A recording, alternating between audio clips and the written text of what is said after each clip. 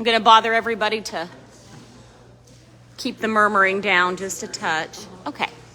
Hello. Good morning and welcome to the 2023 Texas Water Safari Seminar. And we are in Martindale, Texas with a whole bunch of folks. Here, look, everybody say hi. Hi, hi, hi, hi, hi. So I apologize. Thank you for everyone who got on our test live stream in my car. And we're running a couple minutes behind and it's all my fault. So I'll take it on the chin. So Jay Daniel and Kristin Daniel are here getting ready to start the presentation. And if you have questions, please put them in the comments and I will try to ask those and answer them as they come up. We will also be uploading these videos to the YouTube channel. You can find the YouTube channel link, the Facebook link, and the Instagram link on the main texaswatersafari.org webpage. On that page also is all the documents that they will be referring to in this session today. Everyone here has got all the papers, but you can follow along if you just open up the Texas Water Safari and you'll see the rules, the regulations, and now we are ready to go. We are live, Jay Daniel, here in Martindale, Texas. All right, Patty, can you hear me? Do I need to use the microphone? If anybody can hear Jay, please let us know. Hello, Clay. How are you? I still have not gotten a haircut. I'll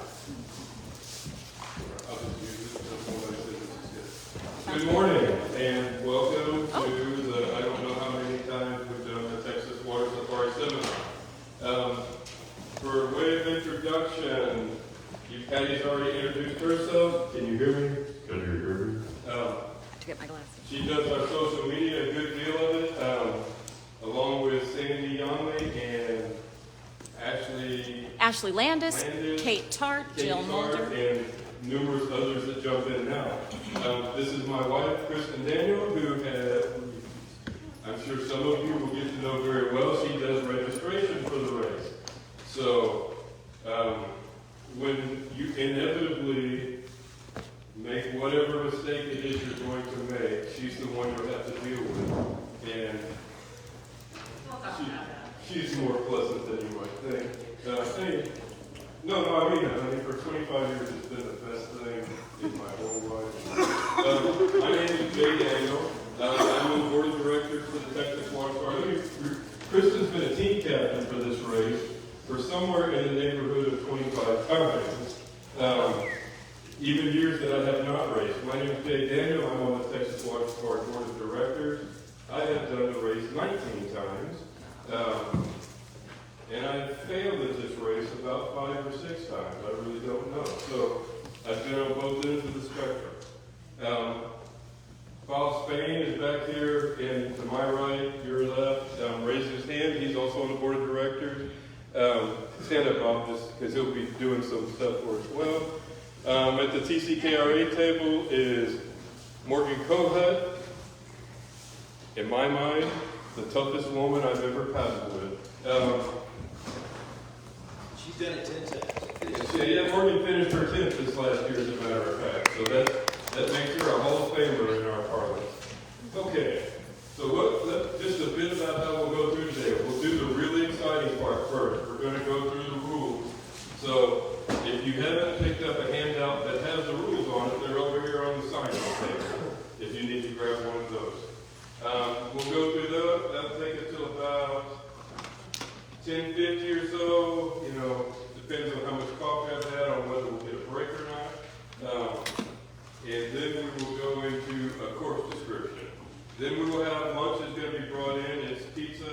There's even some vegetarian pizza. God knows what. For those of you who need that sort of thing. And it's for Morgan. What's that? Oh, it's for Morgan. She's going to eat all 5 of those things and find out. So anyhow, are there any questions before we get started? Where are the restrooms? Oh, you did that part. Okay, great. Well, just in case I need to know. Patty, the restrooms are to my left, to the right door, down the ramp. The gentleman's on the right, ladies on the left. Okay. I have a question. I may not be here till 4 o'clock. Is there, is there a certain time that you recommend staying till? If I can't stay the whole time? Oh man, if you can't stay the whole time, I don't even know why you showed up. Question is about how long to stay. This stuff on the interwebs and end up on our YouTube channel. That's a YouTube channel. I thought the only thing you could do on YouTube is find out how to fix old cars and watch old Rolling Stones videos, but apparently it's useful for a lot of other things. So anyway, it'll all end up on YouTube. I think the ones from the last 3 years are up there. At least as 2 well, years, so yeah. if you feel like I didn't cover something today, you know, I probably BS'd about it at least at some point in the last 4 years. I would probably make fun of our friends that are on the watching it via the camera because they didn't really care enough to show up. And also, anybody go to UT in here? Please let me know if you can't hear. Eat 'em up cats. Never. That's not true. I got kicked out of there a long time ago. Okay. How many of you are sitting in chairs that were in the back room? Raise your hand. All right. What I want to emphasize is not that you're evil people, but in every piece of literature that's been put out about this meeting, what does it say? Bring a chair. It says, bring a chair. And so I say that not to be mean to you, not to belittle you, not to assume that you're a UT graduate or something, but Is that any better, audio-wise? But what it is, it's important that you read everything that we put out because this race is a 260-mile race. There is something that's going to change on the race between now and June 10th this year, okay? I mean, it's just going to happen. So that goes out on our social media, both the Instagrams and the Facebooks, and it's put on the webpage, and, you know, jungle drums, and that sort of thing. One thing not Is this to better? believe Can you hear now? What's that? No, I'm just asking them if they can hear, because I couldn't hear, so I'm working on it. One thing not to believe is an old racer told me, somebody said, if their name is not Bob Spain, Jerry Cochran, Alan Speltz, Arby Babb, or Jay Daniel, Kristin Daniel, Linda Cochran, it's probably not reliable. You see, because this race has been going on since the year I was born. I know, that makes it a really old race. And so what's happened is people are like, oh, well, you know, if you do this, or it doesn't say this in the rules if you do that. The rules are there for your protection, for our protection, to make the race run smoothly. So, enough ado about that. I'm going to turn you over to Kristin, who's going to go through race check-in. Ready?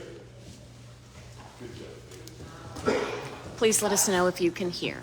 Yes, because I do not talk a lot of speeches, and my session will not be a comedy session. Okay, so race check-in occurs, so the race is the second Saturday in June. We do race check-in the Friday before from 9 to 5, and we will be sending out a sign-up about 2 weeks before it's, we sign up June, I think, so that, and the person who registers will receive that email about signing up for a check-in time. We've done that the last few years, and it has gone so smoothly. It's been a game changer for us. And then a check-in, prior to check-in, there's going to be a lot of information that goes out onto the website and on social media about all of the instructions. Picking up race packets, having your check-in sheet filled out, getting your waivers printed and signed beforehand if you want to do that. Read the instructions on how to print out your waivers. The insurance companies are very specific on how we have to have those printed and signed. We'll do spot tracker verification. Then there's a mandatory race briefing at 4 p.m. So that's from 4 to 5. At least one racer and one team captain must attend. On that Friday? On that Friday. Okay. Yes, very important that your team is represented. If you do team captain changes on check-in day, you still will incur a admin fee of $25. I would encourage you not to wait until check-in to let us know that you're changing your team captains, because a week beforehand, we are printing everything, all the team captains' phone numbers that get handed out to all the race officials. So if you wait till the last minute, it's very hard for us to turn that around overnight, because check-in officials have already picked up their stuff on Friday, and some of them are heading down to Victoria, and they're way down, and so it's hard for us to get them that information. So do not wait until the last minute if you have a team captain change. All right, any questions about check-in? Okay, registration. That is going to open up sometime this evening. We will make a post on the social media, and the links will be on the website.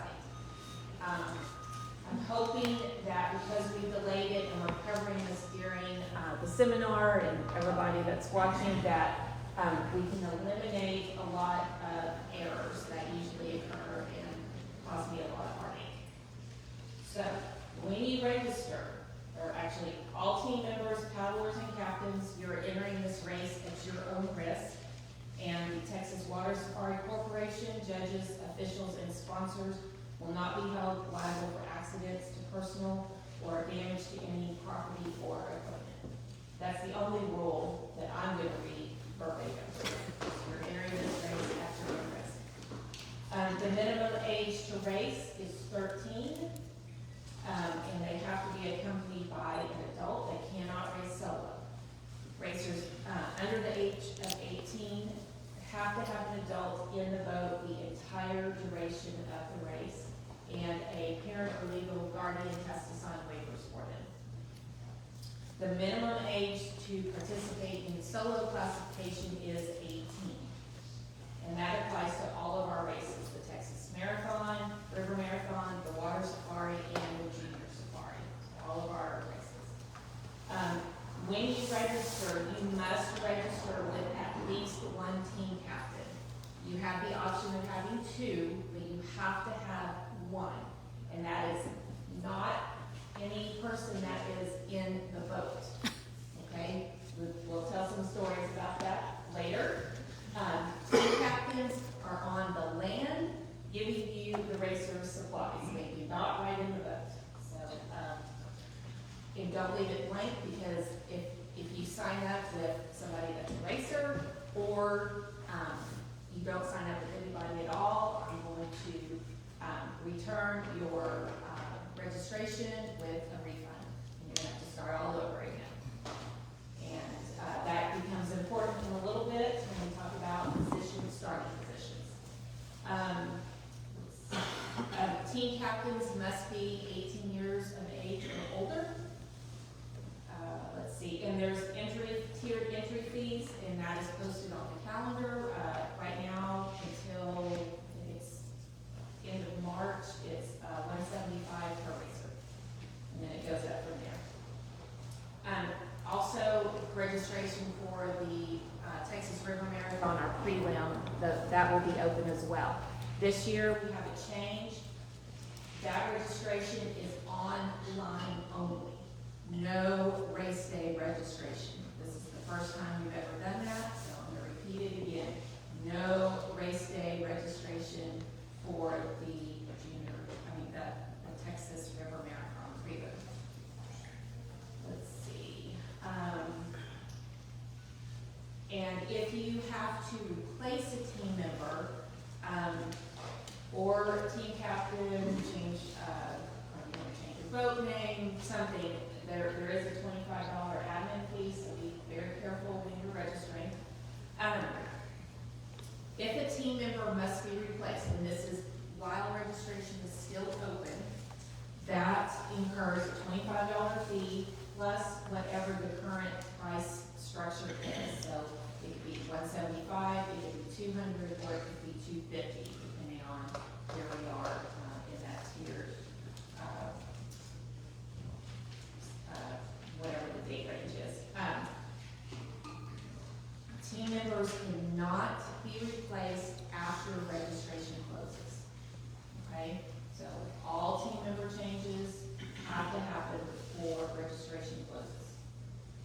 and teams cannot be combined after registration closes.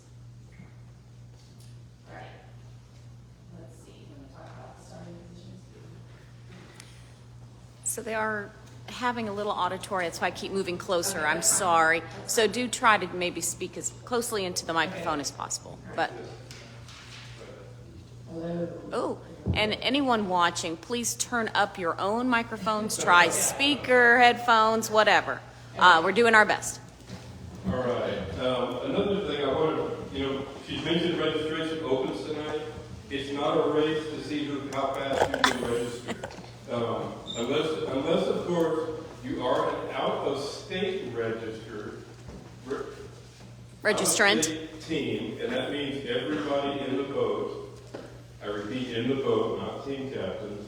Everybody in the boat has to be from out of state. That sixth position on every row is set up to where you start. Starting position is based on you said Texas River Marathon, that's the actual name of the race. Most people who've been around a while will say prelim, so bear that in mind as we go through the vernacular today. Starting positions are based on the results of the Texas River Marathon. Everyone else, now this is where it matters if you registered. If you're not going to race the Texas River Marathon, everybody that didn't race will be placed onto the starting grid based on when they registered. So in that regard, it matters, but you probably ought to race the prelim anyhow. To hold the starting, now this is important because there's been some confused folks before. To hold a starting spot based on the results, this is probably for some of you veterans that are watching online. To hold a starting spot based on the results of the Texas River Marathon, the full team, that means everybody in the boat, must be registered by midnight of the Sunday immediately following the Texas River Marathon. I know someone said it's boring as crap. And guess what? Guess which parts are the parts that get messed up in the question? Guess which parts get questioned and fouled up? It's all the boring little bits. Okay. Before you ask, we have never postponed the water safari, and we never will postpone the water safari for low water. So, it can get really dry, and it doesn't have far to go at this point, and we're still going to have the race. However, in flood conditions, we have postponed the race several times. And most of this is based on the information we get from the National Weather Service. As a very general rule, you can look at the USGS gauges for the up and down the river, and if it says it's in flood stage, the race will not start. There's one exception to that, which I'll hit on during the course description.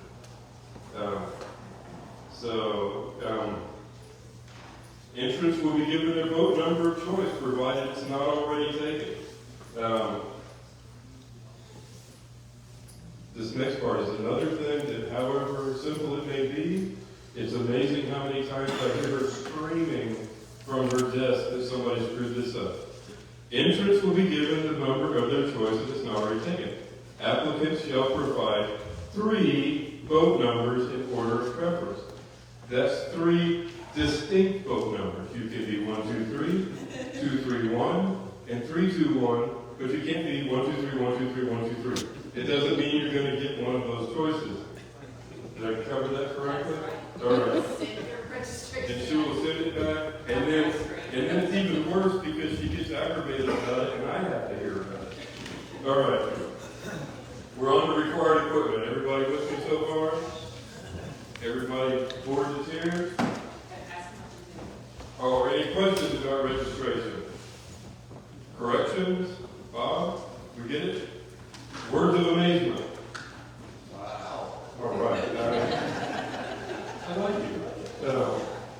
That don't help you any, but I like you. Required equipment.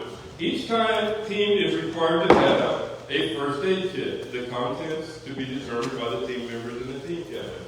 We're not going to tell you what your first aid kit has to be, but you have to have one. and here are legacy rules, because medical stuff changes all the time on how they want you to handle it. And so do your best to keep yourself educated. When we talk about snake bites and things, which we'll get to in a second. Two-way communication device. This is a real change for some of us old-timers a few years ago. Use of you must have a two-way communication device. What's that?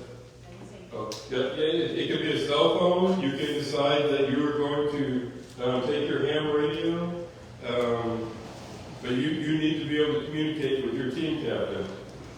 However, use of the device to contact a race official. So say you're, I don't know, somewhere between Gonzales and Boheim, and you know something's going on, and you can't get a hold of your team captain or your girlfriend or your boyfriend or husband, wife, insignificant others, whoever, and you think, I've got Jay's phone number. I'll call him. And you call me during the race, and say, hey, I'm boss, what do I do? Or more importantly, if you call the Seadrift number, which we'll get to in a bit, and you say, hey, Harvey, I don't know where I am. And guess what? At that point, you have asked us for assistance. And that is the quickest way to get disqualified in the Texas water fight. Pretty much the only way you're really going to get dinged, unless there's some other minor things along here, is if you ask for help. This is on your own. You're supposed to figure this out. So if you're lost, call your team captain, call your mom, dial a friend, whatever you need to do, but do not contact the race official. Any paddler or team captain requested by another team. So this is where it's different. I've wrecked my boat between Gonzales and Boheim, and you come paddling along, and I say, my new friend who laughs at my stupid jokes, will you please, get your phone out and call the race officials because I can't get to my phone. You're not going to get dinged for helping me. Now, that doesn't mean that you can paddle by me and say, Jay's asleep on the bank. I'm going to call them and say, Jay needs help. You need to make sure that it's been communicated. All right? A snake bite kit. This is really a legacy thing because, I bet if we went through here and everybody who spent their life camping is going to get everything, from, the suction device that used to be, I don't know if I've opened that. She's looking at the expiration. It used to be the little bulb things where you were supposed to cut it and suck the venom. It's kind of like, well worth the old joke, right? Out camping and guy gets bit in the butt by a snake and he says, what do I do? And he says, I don't know, I'm going to go call the doctor.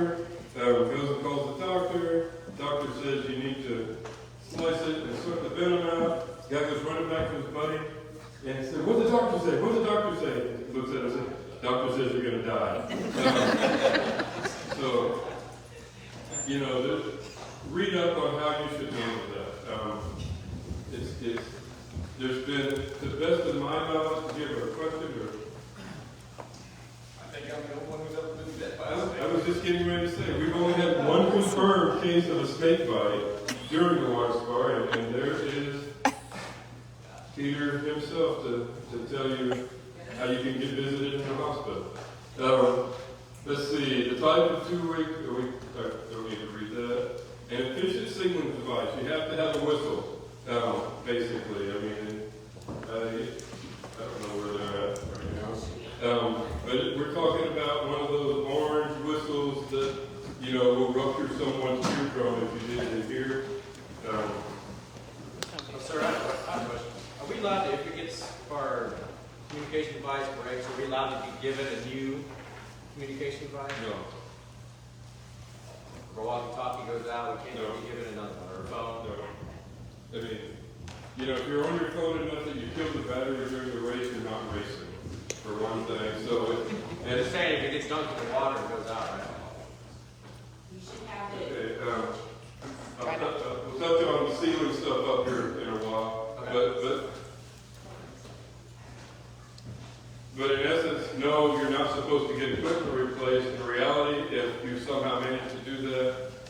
would probably be the same as when we get to the PFDs.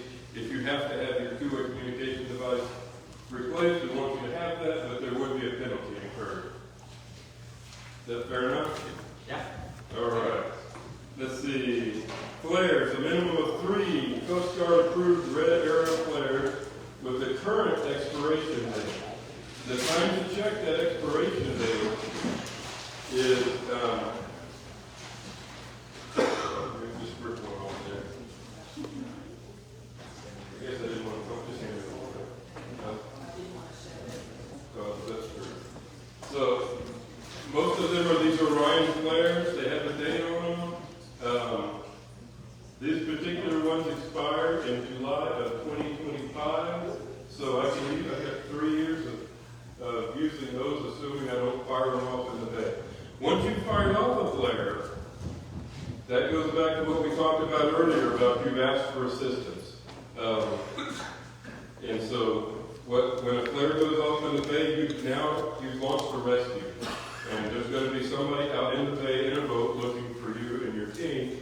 So as best as possible, stay with your boat, stay with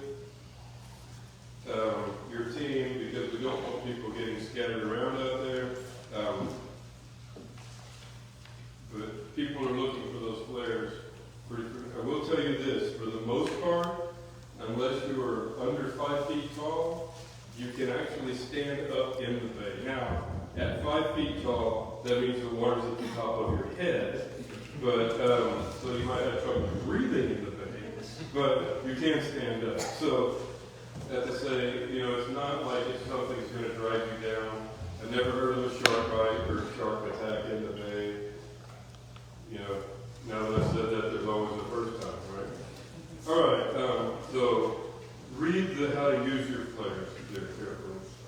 PFDs, this is one of the places we made a change this year. Bill, just grab a regular one and then okay. Each paddler must have in their possession a properly sized PFD. It can be a type 1, 2, or 3 in good serviceable conditions. No type 5s or 4s are allowed. Just a few examples. I mean, it can be all the way from the yellow, orange May Wests that we've all seen all our lives and have that. You can get up to something that's fancier, whitewater type of stuff. But what you cannot have any longer, there are no inflatable life jackets allowed in the TWS any longer. We had trouble with, that's from last year. And so, because people could not understand the difference between a type 3 and a type 4 and type 5, or couldn't read completely, we're no longer going to allow them at all. You can't wear it the whole time, you can't, just no inflatable PFDs. Most of you, that's not a problem, because you probably haven't gone and bought one yet. There's going to be some folks that call me in a little while, if my phone doesn't start buzzing down, and say, what the heck? Bob, do you have anything you want to add on the PFDs? No, I think No? All right. it's easy to say no. Let's see. In the bay, which is to say from the mouth of the Guadalupe River, as you move into San Antonio Bay and Mission Bay, all racers are required to wear your PFD. You get off the river into the bay, put it on. Racers found in the bay not wearing a PFD or life jacket will be assessed a penalty of at least 2 hours for each violation. This is pretty good. It's this inflatable piece is not supposed to be there. That's the stuff we wrote about. Just ignore that next sentence because it's not there anymore. Let me tell you, putting on that PFT is a big deal. I won't call any names out, but the guy who won this race more than anybody else was paddling solo, and he was so excited when he got to the bay and had a pretty flat bay that he went zipping across the bay and finished, and he's got no PFT. Now let me tell you, there are some people you don't want to penalize in this world. But you know what? If the rule is the rule, he got his penalty. Fortunately, there wasn't anybody close enough to him where it made a difference. But everybody is subject to the same rules, from our very best to our very newest, to the guy who's finished a race over 40 times, to those of you who've never finished. Everybody is racing under the same rules. Spot trackers. All teams entered in the Texas Water Safari must have and carry a functioning spot device to be used for the duration of the race. You cannot use a generation 1, 2, or a spot trace. This is a spot 3. It says Gen 3 right here on the thing, and this is a 4.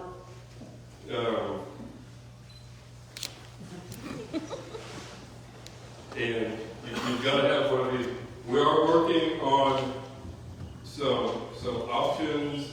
I doubt that they will be ready this year to be able to work off of other things. So before you ask, if you have a Garmin InReach or something, while you can use that for a two-way communication device, you cannot use that for your tracking.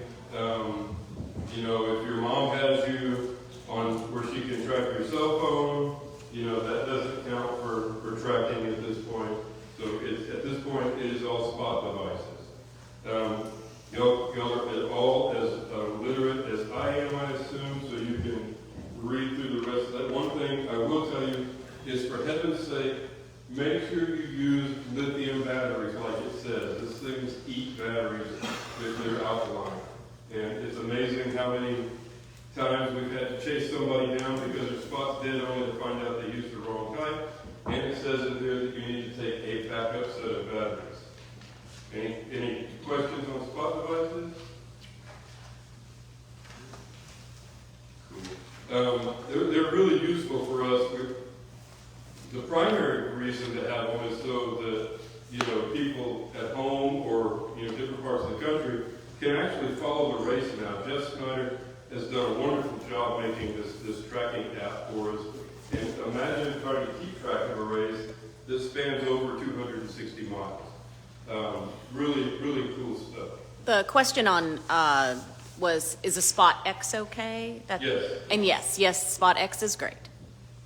Yeah, and that actually is Spot X, if it's properly set up, can be your two-way communication device. Correct. At the same time. And then you need to have did I go right over that, or do I need to check these things out? You have to have a white light for night travel. Oh, that's down. Is that in a different spot? Oh. It's in a different spot. All right, the following is exempt from the Texas River Marathon. You don't have to have this with you. A white light, the spot tracker, and your flares. We're not going to be in the bay. If you're out there at night, there's something really, really wrong. And I would suggest, though, that if your team captain has not been with you, use your spot tracker. You know, I mean, some people, you can rent them from different places. Let me tell you, you don't have to own it. I happen to own mine. You know, I use it pretty frequently. If I'm out paddling by myself, I have it on where Kristin can know where to get the body so that she can collect that insurance money and go marry Sammy. She's pretty adamant about that. I don't have to worry about Sammy saying this because he doesn't understand technology any better than I do. And also, you know, it's got some pre-programmed things on there. You know, I can tell her that I'm an hour out. I hit that button and it gives the timestamp of when it was sent.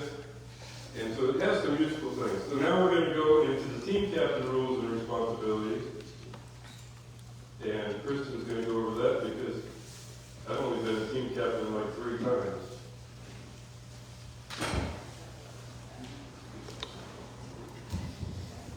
All right, as I stated earlier, each team must have at least one team captain, and you have the option to have 2, which is a really nice addition that we did a few years ago. definitely encouraged to have a co-captain, and like I said, they have to sign waivers and must be 18 years, at least 18. So your responsibilities are to see them at all of the checkpoints, which we will go over those later, and you do your handoffs, and then you go and sign them through. And that means you go to the check-in board, you record what time they came in and what time they left. Now, there's at several of the checkpoints, the officials will do that for you, and then you just need to write in who's in the boat and sign your name. You need to make contact with your team at each official checkpoint, and we encourage at any other legal access point along the river. You can give them water, ice, and any other items that we're going to talk about in section 4D. You want to assess their health and how they're doing, make sure that they're eating, drinking, you could, check out, make sure they're putting their sunscreen on, doing vital maintenance, taking care of their hands, that type of thing. It is not the responsibility of the TWS board or race officials to determine whether or not racers should continue in the race or pull out due to health issues. That's the responsibility of the race participants and their team captains to make that determination. You will need to notify race officials if you're unable to make contact with your team captain at any checkpoint or event, if there is no reason for concern. At that point, once help is asked for, the team is disqualified, and you need to sign them out at the checkpoint. So that means that you would go to the next closest checkpoint and actually write on the board that your team is out. Or let's say you have a multi-person boat and one person decides to drop out, it's if whatever the other person or persons decide to go on, you need to know which person got out of the boat at that closest checkpoint.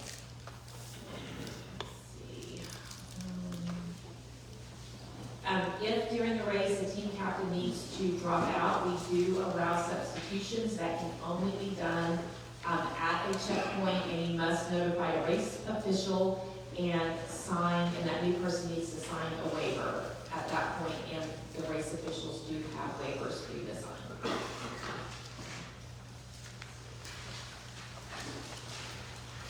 Question. Yes. So you do allow substitutions in the middle of the race? For team captains, not And racers. it can be planned? It should be planned. I mean, now there's always a situation where, somebody. The question is, can you substitute a team captain during the race? Yeah, we had an instance of. If you planned it ahead of time, they should have a waiver ready to go.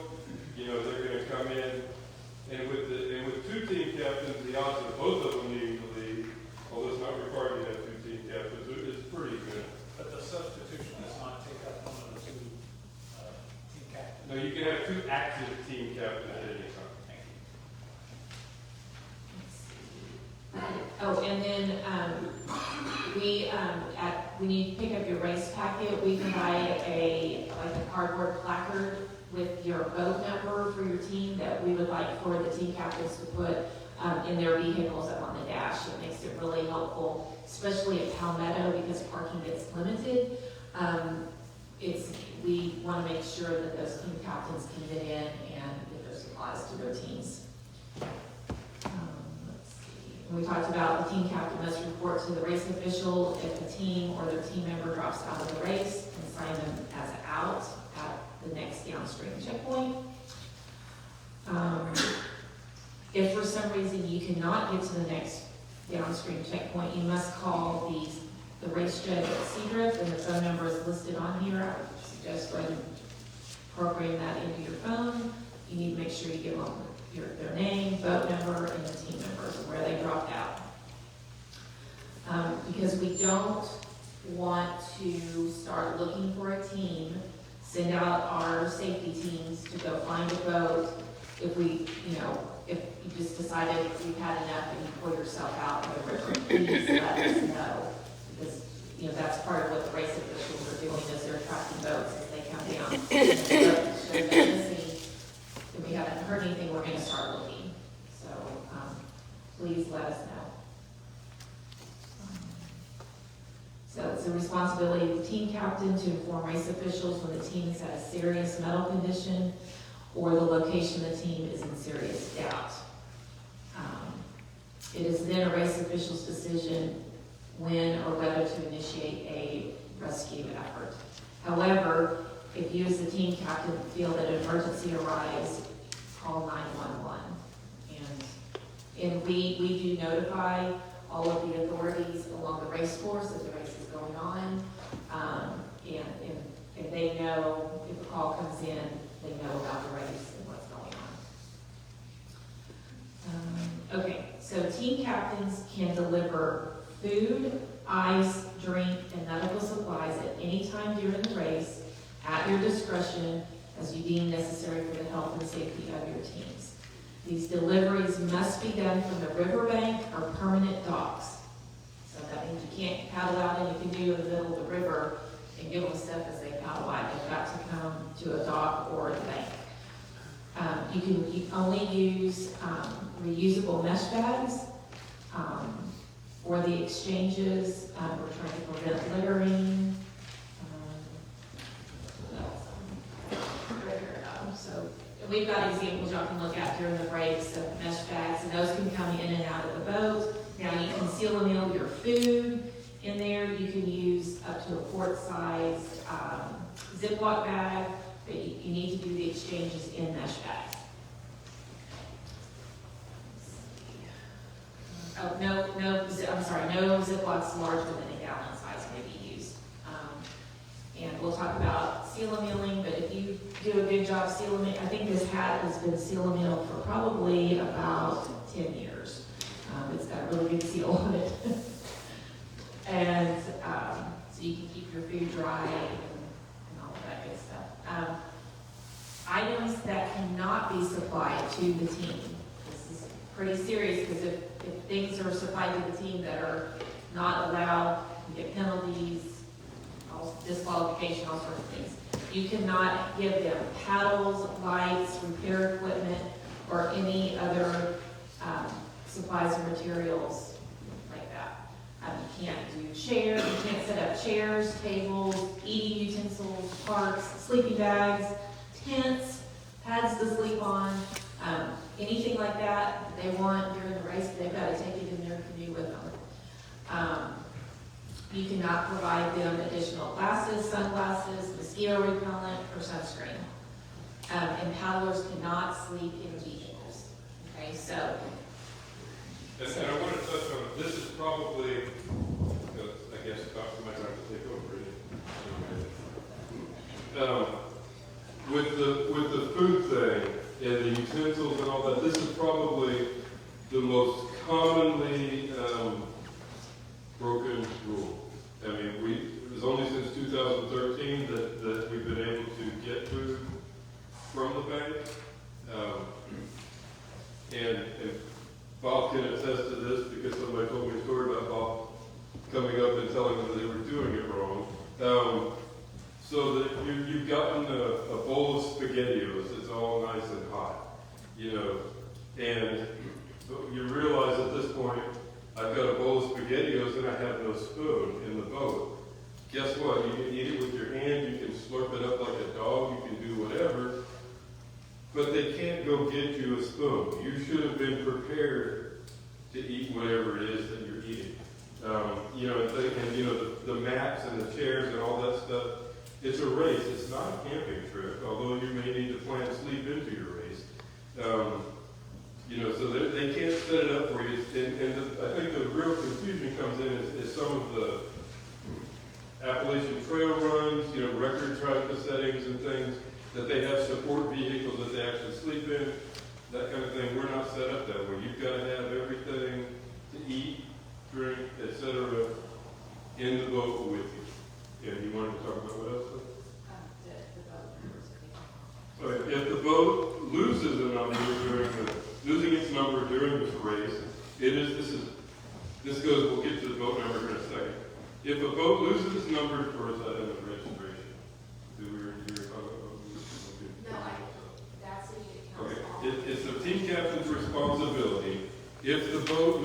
comes off. So if the 167 is on the side of my boat, and the 1 comes off, you could be very confused because now you've got fuzzy 67, and we don't want to cause confusion with our race officials, and we really have to worry about the race officials at the Gonzales checkpoint because oh hey Jerry, I'm sorry, I didn't see you come. Jerry Nutter, he just walked in a minute ago. He's one of my favorite people in the entire world. He hits my top 25 list. Won the race in 1984 in a cruiser, no less, not in an unlimited boat. And I think that's the last time anybody's won in a boat without a rudder. And he's been our checkpoint official at Gonzales for quite a few years. Good to see you, sir. And how many safaris did you do? I don't even remember. He didn't do many, but he made the most of the one he did. So that's it. Rule. Your number comes off, it has to be replaced. That's for keeping track of things. It especially matters at night when it's hard to identify who's who. All right, on the competition rules. Everybody with us so far? Questions, corrections? Got a word of amazement here? Wow. There you go. What section are we on now on the rules? We're on section 5, competition rules. Section 5, if you're looking online. Making contact with team captains, does that mean just waving when you're going by? Is that making contact, or do you have to actually report? You don't actually have to. You can scream right by. As a matter of fact, since Jerry's here, I'll use the example of in 1984 at Victoria Boat Ramp, their team captain is screaming, "Do you need water? Do you need water? Do you need water?" And Jerry and his partner came paddling by, and they're like, "No, we're good. No, we're good. No, we're good." And realized, like 2 bends later, that they really did need water and that kind of thing. But that they made contact. But generally, you're going to stop to resupply at those places. I mean, well, it's not required, but in general. Did I see another hand? It won't take forever with the registration stuff. Competition rule. All members of the team must travel together in the same boat and canoe and under the same regulations. You can't switch boat types. I don't know how you would even manage to screw this up, but I'm sure somebody has. Should a team member be forced to or like to drop out, they cannot be replaced. There are no relays in the water safari. You can't have 10 guys lined up to hop in and out of the boat. That would be an entirely different race. All supplies, equipment, and items of repair must be in the possession of each team and listed on the check-in sheet. Nothing can be purchased or delivered to an individual except as what we just talked about under Section 4D. You cannot receive help or assistance of any kind during the safari except verbal assistance or those listed in Section 4. And team captain rules are conflict. So, one of the great myths of the water safari is your wife or your kid or your husband or boyfriend or somebody comes up and hugs you, and you're now disqualified because somebody touched you. I've been involved in this race since 1983, and a board member since 2005. Bob started in 2005 as well. Nobody has ever been disqualified because they kissed their wife, or their kids ran up and hugged them, or they got slapped on the butt going through a portage or something. You may wish you got disqualified and wish that was the way you got out of the race, but it's not going to be on our part. We did have one question, and Ryan McCoy said, can equipment be ditched along the way with your captain, or do you have to finish with everything you start with? You can ditch everything that is not required equipment, but it does need to be ditched with your team captain because otherwise that would be littering. Yeah, so just if you need it, keep it. Can medical care be required? It's up to your team members and your team captain to ask for that help. Once again, in the CYA world, by signing the entry form and waiver, you've said that it ain't my fault if something bad happens to you. And to put it clearly, paddlers can be subject to spot checks at any time by judges or officials who will report their findings to the head penalties, this is important too, because there's lots of, oh, who can give me a penalty or fuss at me or tell me what's what, okay?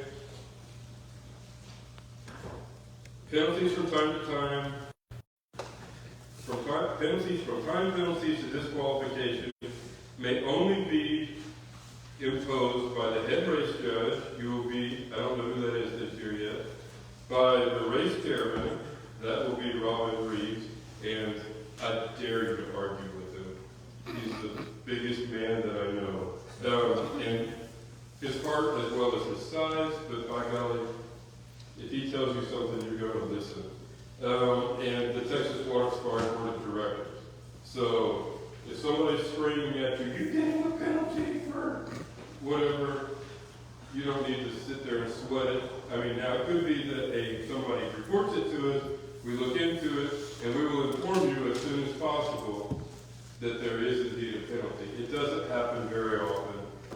Very rarely happens during the main race course.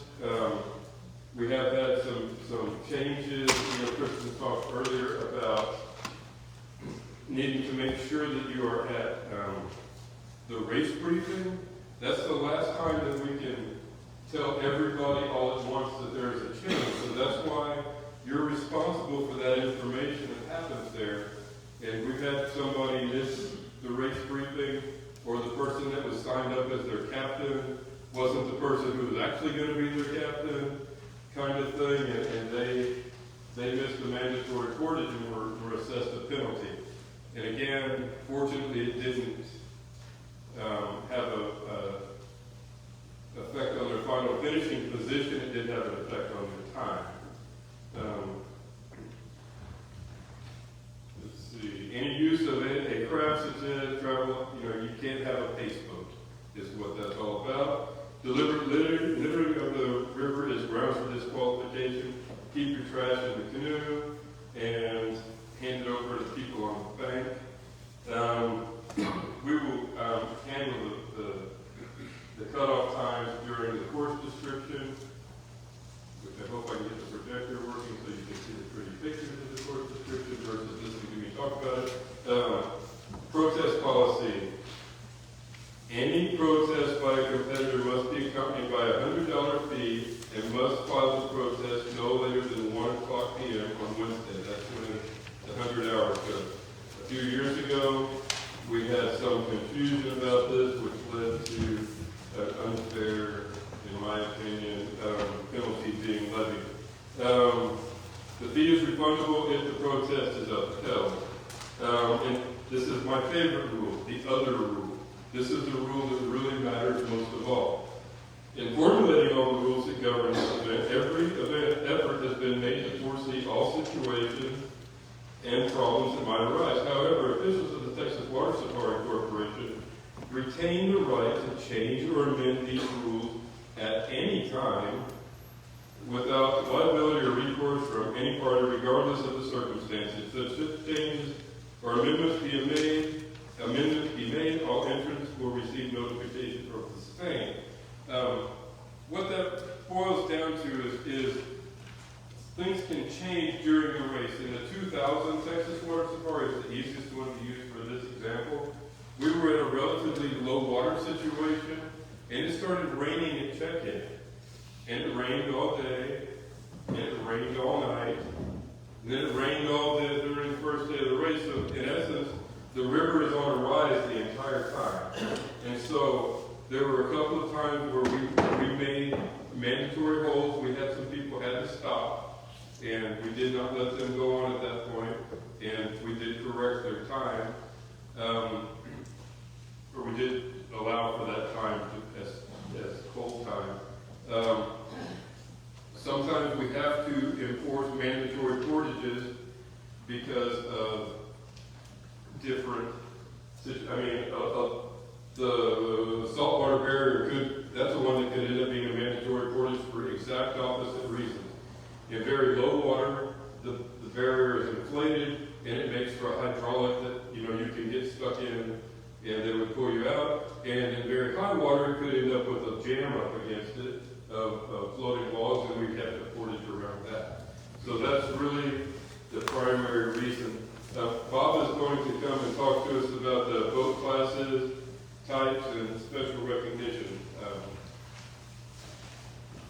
And what section is that? That is section 6, under boat types, classes, and special recognition. So hopefully, if you're following along at home, pull open the texaswatersafari.org. We are in section 6 on the drop-down under rules and regulations.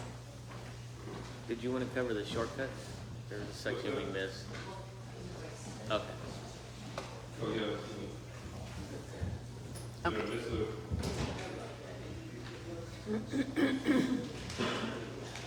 yeah, that section I have one where you have to, Yeah. we'll cover that during the course description.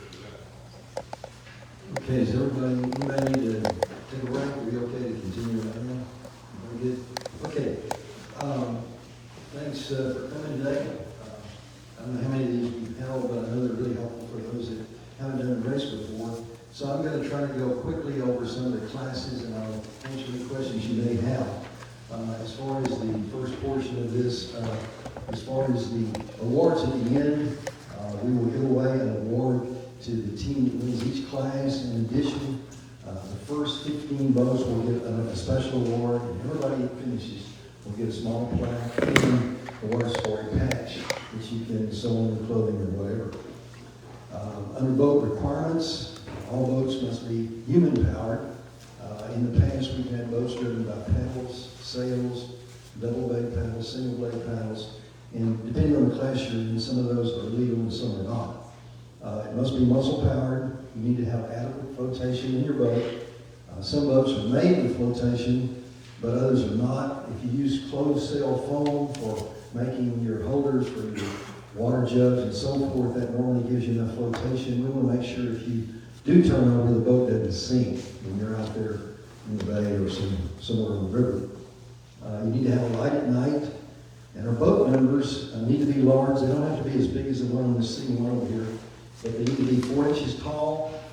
They should have a reflective material, and you have to use numbers 1, 2, 3, 4 instead of the normal numerals. And be careful if you have like a black boat, one of a carbon like these. You don't want to use like a dark blue or something because we can't see those numbers very well. And again, they should be reflective numbers.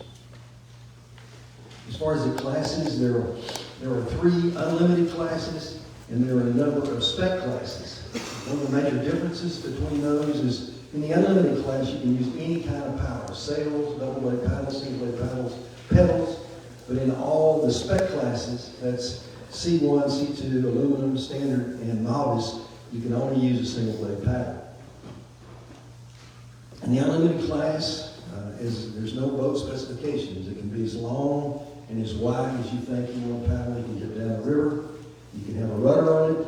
And in the unlimited class, it's for people with 3, 4, 5, or 6 people in the boat. And it's whether it has decks or it's kayak or if you think it's a canoe, there's just no specifications. So generally speaking, they're longer and skinnier and sometimes tippier, and that's one of the disadvantages. The tandem unlimited class, just like the unlimited class, has no specifications on the boat. You can have a rudder, any kind of propulsion, but only 2 people in the boat. The solo unlimited, as the name implies, is just for one person, and the same specs, which are none, apply. The USCA class, there are actually 2 types of boats in that class. This is one of the boats right here. This is commonly known as a pro boat. There's another boat that we don't see very often anymore because once these boats became legal in most of the races, most people stopped buying, which the USCA Cruiser. They both have the same length, 18.5 foot, but they have different specifications at the waterline. This particular boat right here is also known as a 327. That's because at the 3-inch waterline, it actually is 27 inches wide. It cannot be any narrower than that. And as far as the same thing applies for the other C2 class, that's the USCA Cruiser. It's 18.5, but it can be no less than 32 inches at the 4-inch waterline. The boats have a little bit different look, but both of them are legal in that class. There are some other specifications on the height of the stern and the bow, but if they're manufactured, most of these you don't have to worry about that.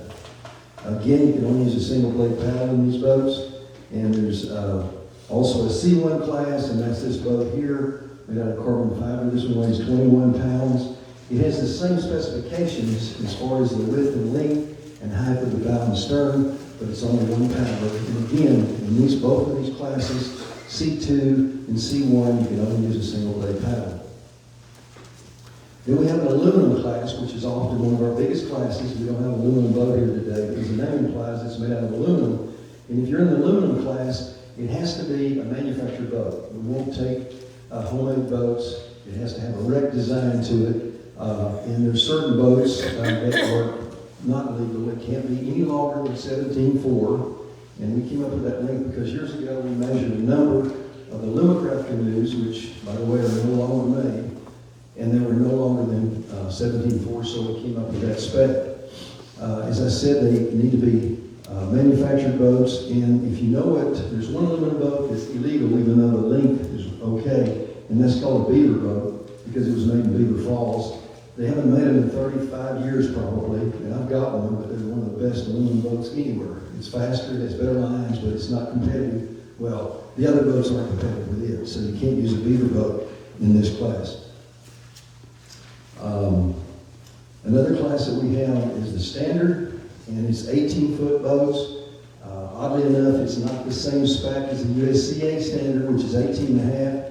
The boats have a requirement that they can't be any narrower than 15%, and that's a little different from the C2 class, which has this weird 14.375% of the length. Where that came from, I'm not sure. But basically, in this standard class, single blade paddles, it does have a spec on the bow and the stern. And in the standard class, you can race a beaver boat if you choose to. So that aluminum boat is legal. You could also race an aluminum boat if you wanted to. It's just that it would not be as fast as the design of some of the standard boats that are 18 foot long. The last class that we have is the novice class. It has the same length requirement as the aluminum class, but in this one we're a little more flexible. You can have an aluminum boat, one made out of Rolex ABS material, which they don't make anymore, polyethylene, fiberglass. But the boat, if it is fiberglass, it has to be a wreck design. It can't be one of the real skinny, long fiberglass boats. If you're planning on racing one and you have a question, just get with one of us and we can tell you whether it's legal in that class. Again, all these C1, C2, aluminum standard, and novice, you can only use a single blade paddle, and I think that pretty much covers it. Then on the race classes, I'll go through real quickly. The unlimited, I've already said, is 3 to 6 pounders, any kind of human power, and it says unlimited boat specifications. Really, there aren't any on the boat, but there are some specifications. That is that you can use any kind of human powered propulsion. Then we have the unlimited women's. Obviously, it's for women. This class would be 2 to 6 pounders, the same as the men's class, unlimited. Number of people up to 6, I'm sorry, and human power and no specifications on the boat. Tandem unlimited would be for 2 pounders, same specifications. Solo unlimited, 1 mil power, no boat specifications, any type of propulsion. Same with the women's unlimited class. Then the C2 class, 2 pounders, standard single blade paddles, and you can race either this pro boat or the USCA C2. Men's C1, same specifications, 1 pounder in the boat. Women's C2, 1 pounder in the boat, single blade paddles. Can be made out of any kind of material. Most of them are made out of either Kevlar or carbon fiber, like these 2 boats up front. The aluminum is, of course, a standard tandem class, 2 pounders, single blade paddles. The standard, 2 pounders, single blade paddles. The novice, 2 pounders. And the novice class, you cannot have completed the water safari in the past. You can be a pro paddler from up north or wherever. If you've never entered that class, never finished that class in any boat, you can enter the novice class. That's the only specifications we have as far as what qualifies. Then we have a mixed class, which is 2 pounders, 1 male, 1 female, and any power, any human power it can be. So it could be an unlimited boat, it could be any of the classes, but you would be 1 man, 1 woman in the boat, and you enter the mixed class. And we also have special recognition, and it's for the masters. It's solo from 1 to 6 people in the boat. The first boat that finishes that is a master's in age that's over 4 years of age. Then we have an adult youth. That's the 2 paddlers, one of whom must be 13 to 17 years of age. The child must race with an adult in the boat, and must remain in the boat for the entire race. A parent or legal guardian must be represented to sign a waiver any time of muscle power, and as I said, 2 people in the boat. I know I went through that real fast because unless it's about your particular boat, you're probably not interested. But if you have any specific questions, because I went too fast, I'm neglected to cover it, I'll be glad to try to address it. Okay. No questions online. Any questions about that? One thing I do want to mention is just because it's the novice class, that doesn't mean that we're referring to inexperienced paddlers. You need to know how to paddle and navigate the rivers. The novice class just means you have not finished the Texas Water Safari. And we're going to take a quick break to get set up for the next section in the course description. So okay, so we'll just take a quick 5-10 minute break. Okay, 5 minutes, go fast. And then we'll get started on the course description. And then when the pizza arrives, we'll take a break. Okay, we're going to end this live stream right now. Please join us back in about 5 minutes when we start on part 2 of the Texas Water Safari seminar.